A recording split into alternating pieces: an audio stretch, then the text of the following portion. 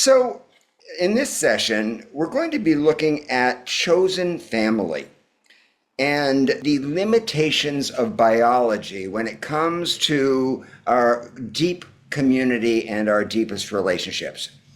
We're going to be exploring what's meant by chosen family and why it's so important to cultivate a kinship circle that isn't based on bloodlines, and why that's such an important addition to our emotional lives. Now, the term chosen family has often been used in reference to peer groups that are formed among minorities or oppressed communities, like the LGBTQ plus community. Communities whose identity or lifestyle prevents them from staying connected to members of their traditional nuclear family. But chosen family, as we're using it here, isn't about special interest groups. It simply refers to any non-biological kinship bonds that we create through intentional voluntary association, deep emotional connection, mutual support, and care. Our cultural need for chosen family has increased a great deal in the past half century with the weakening of the traditional family paradigm that started in the 1970s. When women started moving en masse into the workforce, conventional ideas about what constitutes a family began to shift in a major way. In combination with various identity and social revolutions, the changing social roles of women shook the proverbial family tree to its roots. New forms of clan making began to emerge quite naturally. Things like single-parent households, same-sex couples, as well as the rise of chosen family. Generally, what distinguishes chosen families is a rejection of rigid nuclear roles and the focus on relationships that are built on shared values and shared experiences. Ideally, chosen family provides sanctuary where individuals can embrace their authentic selves and experience a sense of belonging that's based on their affinities, being seen for who they are by a group of peers who encourage their development. As many of us know, that's not always the case with our families of birth. Often, our birth families, our parents, encourage us to do things to remain safe, to remain secure, and it's understandable that they do that. But that doesn't always lead to our flourishing. Chosen family tends to be aimed at our deep personal development. Now, there are few experiences lonelier, as most of you know, or more alienating than finding yourself marooned with members of your birth family and feeling like a complete outsider. I trust that many of you have had that experience. I love my own family dearly, but we have almost nothing to say to one another. No matter how long it's been since our last visit, after the initial hellos and touching on the headlines of our lives is over, we simply run out of conversation. And that's because my family and I have almost nothing in common, aside from the historical fact of being related and the childhood memories that we share. The honest truth is, if we weren't bound together by genetics, we would never choose to spend time with one another. Even though we love one another dearly and we do almost anything to help one another, we inhabit different worlds with opposing interests, politics, and philosophies.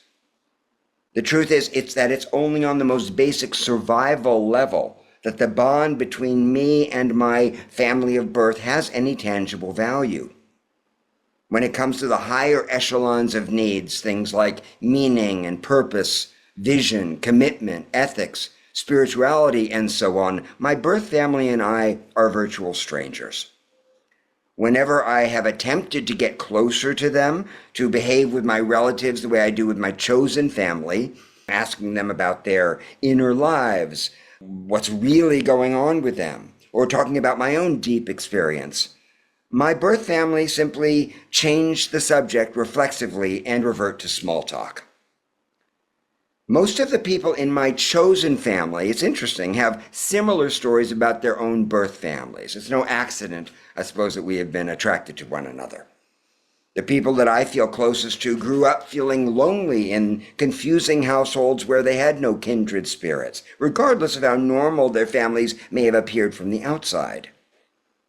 As spiritual orphans, as refugees, you could say, from unwelcoming backgrounds. We have looked for friendships of unusual intimacy and commitment, family-like bonds that feel secure and safe in a way that they didn't when we were children. For people who grew up in this lonely kind of way, chosen family becomes inordinately important very often. Intentional emotional connection takes on an oversized importance that may be hard for people to understand who come from more harmonious backgrounds. Folks like my chosen family value profound emotional connection almost more than anything else, and believe, as Ralph Waldo Emerson did, that, quote, the private and tender relation of one to another is the enchantment of human life. The private and tender relation of one to another is the enchantment of human life. Now, Emerson himself was a lonely child. He was an awkward, lackluster kid who felt like a stranger in his own home. This estrangement turned him into a seeker and into someone who was obsessed with family-like friendships as the saving grace in an unpredictable and sometimes cruel world. In Emerson's words, quote, a friend may be reckoned the masterpiece of nature, unquote. Emerson also acknowledged that nature is complex and that familial friendship is no exception to that complexity. Regardless of how simple relationships may seem on the surface, there are always complications underneath, as everyone knows. Even with the sincerest intentions, there will be inconsistencies, opposing interests, wounded emotions, and all sorts of psychological shadows that we can't help bringing to our chosen families. The patterns that cause grief in our nuclear families are bound to show up here as well. Things like jealousy, competition, abandonment, rejection, fluctuating power dynamics, projected parental and sibling issues, all of these are likely to appear when familial friendships intensify. The good news is that these dynamics also provide a unique opportunity for elucidating and healing wounds and habitual kinship patterns that began in our families of origin. This is the deep value of chosen family. Since chosen family is voluntary first and foremost, we realize that we can't take our non-biological kin for granted or put them on the emotional back burner the way we do with our relatives, just assuming that they'll stick around simply because we're related. Instead, we're called on to stay current in one another's lives, to attend to our problematic behaviors when they come up, and to acknowledge our faults and our failings. Participating in a chosen family requires the willingness to confront the unhealed parts of our own psyche, the shadows of the heart that we were looking at in the last program, which cannot be ignored or sidestepped forever. I learned this myself through a very difficult experience with a chosen family that I had helped to create 30 years ago in New York. As a transplant from the West Coast, I longed to be part of a tight-knit group of people in my chosen city. One day at a workshop, I met somebody who shared a lot of my interest and seemed to be a kind of kindred spirit. He'd survived a traumatic childhood, as I had, and grown up as a very lonely boy on a kibbutz in Israel. By the end of the workshop, he was calling me his soul brother. The following week, he introduced me to his girlfriend, with whom I had even more affinity because both of us were writers. She and I quickly established a friendship of our own. Meeting this couple was like falling in love. I can honestly say that I had never in my 35 years felt more deeply seen by anyone or more appreciated for who I was. The depth of our connection was actually intoxicating, and like many intoxicants, it became somewhat addictive as well. Our small circle soon began to expand to include an old friend of mine and then one of theirs. Soon the five of us became an inseparable pod, a chosen family of devoted soulmates who depended on one another for ongoing support and inspiration. We started spending our holidays together, traveled as a group, we encouraged one another's work, we nursed each other through our ups and downs. We visited spiritual teachers together, and we even came to share a therapist, which is not a good idea, as we came to learn later on. For all our intimacy, the one subject that we managed to avoid was how our collective childhood issues were impacting this chosen family of ours. The truth is that a host of unresolved family dynamics were creating a kind of emotional cloud bank among us that was bound to explode sooner or later. The crisis came one day without any warning, a storm of repressed pain that brought this cherished, chosen family of mine to an end. Competitiveness, jealousy, betrayal, rejection, favoritism, things we hadn't been looking at all, suddenly swamped us and simply pulled our friendships apart. It was, without any question, the worst breakup I have ever gone through, genuinely devastating. The following year, I spent in intensive psychotherapy, working with someone that they didn't know, trying to make sense of what had happened between us and the chaos of my tormented emotions. I was forced to own up to things in myself, especially unfinished business with my family of origin, and how I'd smuggled these unconscious needs and shadows into this chosen family, projecting a lifetime of childhood longing onto these 5 unwitting people. I came to recognize the dangers inherent to assigning the moniker of family to chosen friends, and making them responsible for early wounds that they had nothing to do with creating.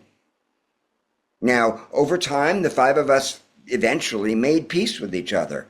We were able to talk openly about what had happened between us, and we agreed to remain friends, but with conscious boundaries.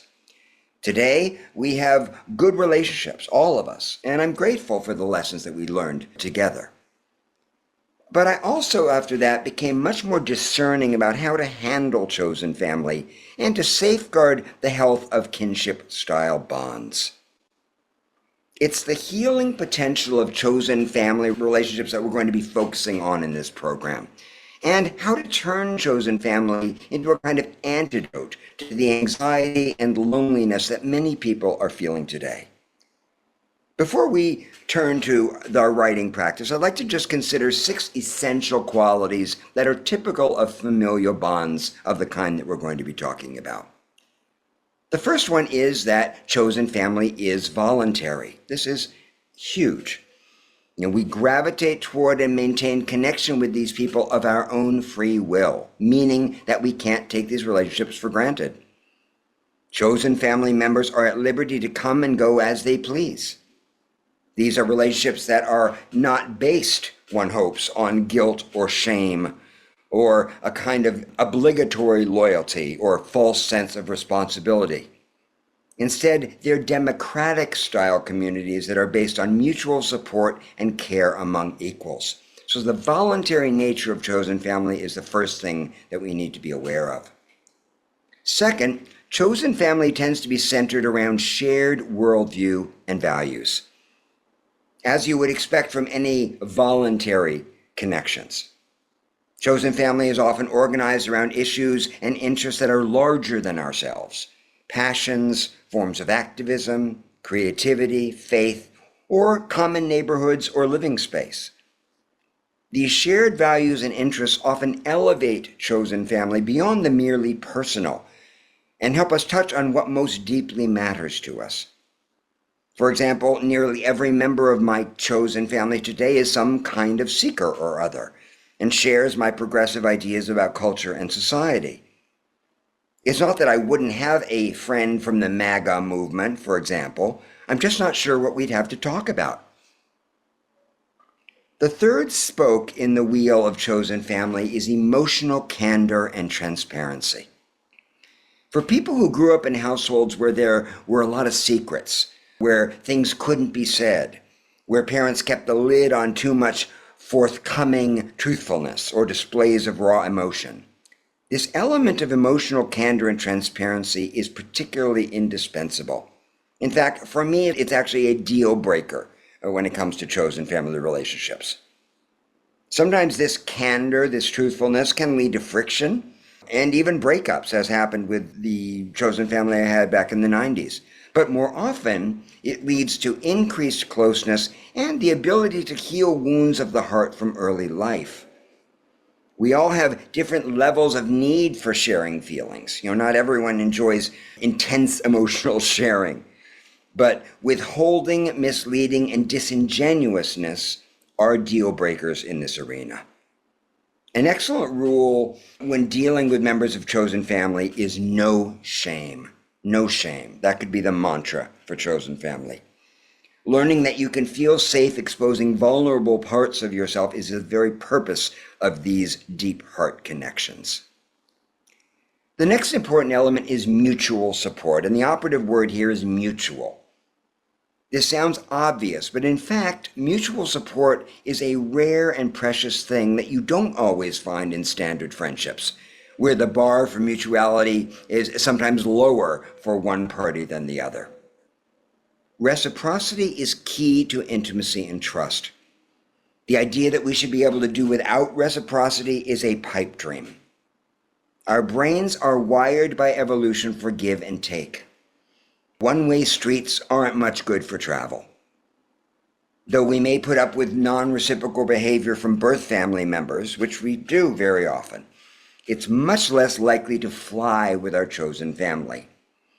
With chosen family, we need to show up and keep showing up, and make gestures of assurance and comfort on a regular basis if we hope for these relationships to stay healthy. So mutual support is very, very important. The next characteristic is intentionality, which is related to what we've been talking about in terms of these being voluntary. Chosen family can be whatever we make it. There aren't any rules except to be honest and keep showing up. We must ask ourselves what we truly want and what we don't, and then share these desires clearly.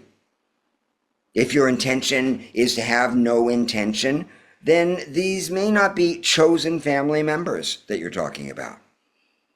For example, one of my dearest friends recently moved to the West Coast. This is somebody who's been in my chosen family for the past 30 years.